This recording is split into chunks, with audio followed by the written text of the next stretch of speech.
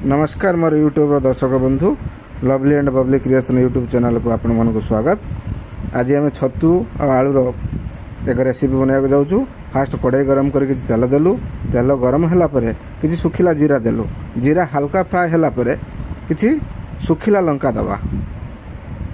सुखिला लंका को हल्का फ्राए करवा। सुखिला लंका बेसी फ्राए कर ब्लैक होपर आम कटा होता पियाज देवु। पियाज को फ्राए कलु। पियाज हल्का ब्राउन है कटा होता आलू देवु। आलू को पूरा आम बॉइल्ड करूँ ना, हल्का ब्राउन है आम बाहर को बाहर करनवा।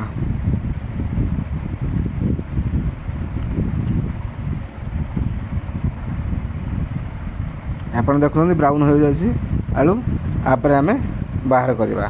तापर कड़ाई रे कटा होता छतु पकेवा। छतु आप फ्राए कर चलते ना कड़ाई रे पूरा लगिज जलीज। तो से छतु पानी ड्राए हवा पर्यंत तो आम छतुटी को कड़ाई रे फ्राए करूँ। तापर छतु फ्राए हो सारापर छतु को बाहर करनवा।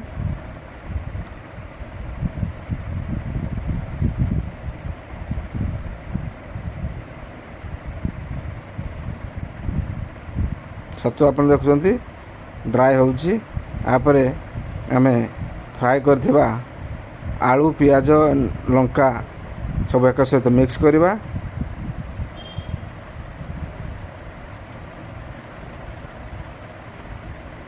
देखुं मिक्स हो आलू आउ छतु। आप जी प्रकार लुण हलदी जी प्रकार गुंड आप पाउडर घरे आम सब घरे पाउडर यूज हुए। तो से आपण मैंने घरे घरे पाउडर यूज कले भल हम स्वास्थ्य पक्षे बहुत भल। तो आप देखिले जी प्रकार आम पाउडर बन रखी सब मिक्स कलु। मिक्स कलापर देखते फ्राए हो गला आपणकर छतु आलू रेसिपी बा छतु आलू भजा।